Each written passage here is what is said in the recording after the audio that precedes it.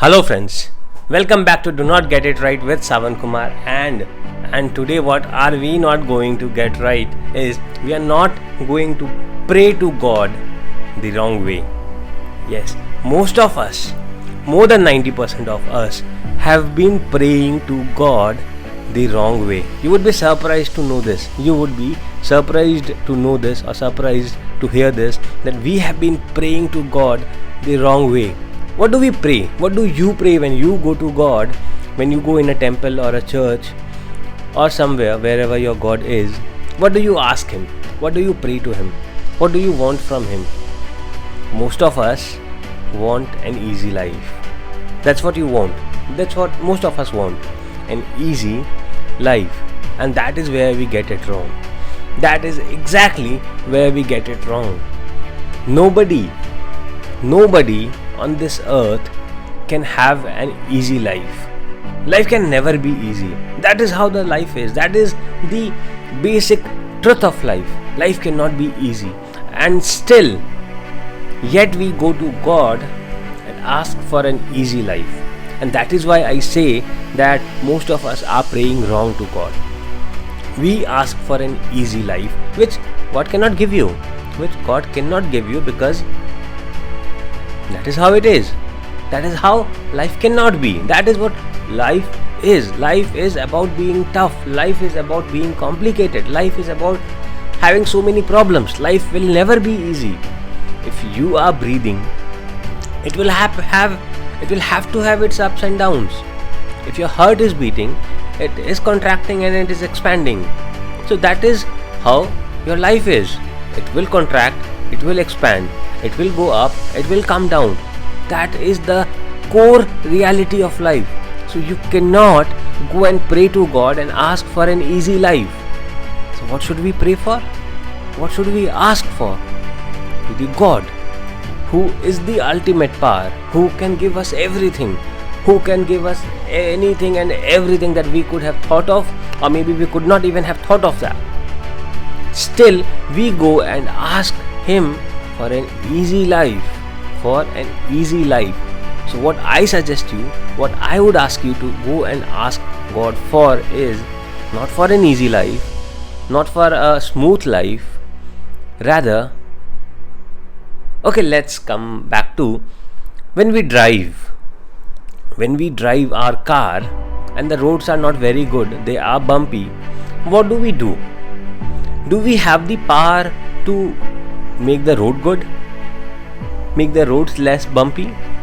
Definitely not. So what do? We buy a better car next time that has better shock absorption, that has better suspension. So we buy a better car. We are not expecting to have a better road, but we are buying a better car next time with a better suspension, so that we feel less of shocks of the bumpy road. So that is exactly how we have to ask from God. We do not have to ask God for an easy life, for a less bumpy life like a road. What we have to ask God for is a better is a better me. What we have to ask God for is to have or give us more strength, make us more powerful, to be able to take the challenges that the life gives us, to take or to solve the problems that the life gives us. So we have to pray to the God the right thing, and that right thing is to make us more strong, make us more skilled, make us more powerful, so that we can absorb the bumpy road. We can have a better suspension with ourselves, so that we can take on the problems of our life head on. We can take the challenges that we face. Everybody is going to face the challenges. Anybody and everybody.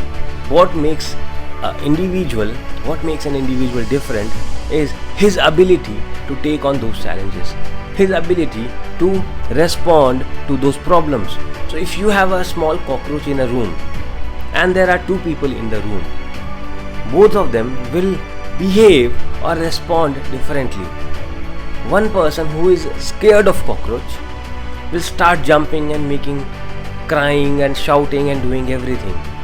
Whereas the other person who is not as afraid as him, what he will do is he will try to find out the solution to the problem, and that solution is to kill that cockroach or put him out of the room. So what solution do you think is the best solution?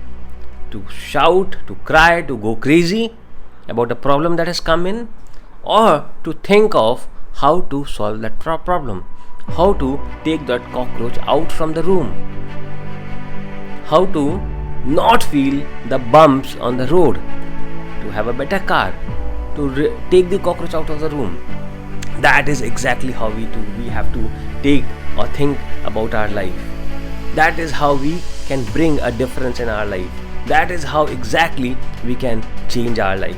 By praying right, by asking for the right thing, by asking, if you go to a customer and you want a sales. So let's say you went to a company and you met a HR manager over there, and now you are pitching your product to the HR manager when that HR manager is not responsible or the right person to take the decision of sales, but still you keep asking her for sales. Will you ever get a sale? So you have to reach out to the right person and ask for the right thing. If you are with the HR manager, you have to ask from her what she or he can give you. Or if you are with the VP purchases, president of purchase or sales, you have to again ask for the right thing that he can give us. That is what exactly I am saying. When you are in front of God and when you are praying in front of God, you have to understand and you have to pray for the right thing. You have to know what you need to ask him. You have to know what you can ask him, what you should ask him, and what is that one thing, if he gives you, will solve all the problems in your life. Will solve all the problems in your life. And that one thing is only a better ability to solve any problem that comes in your life. This one thing, if you can ask God to make you capable, to make you able enough to be able to solve any problems in your life life has become easy.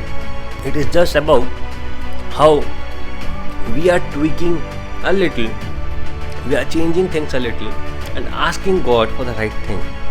We are not asking God for an easy life, but we are asking God for the ability to take on the problems or the challenges.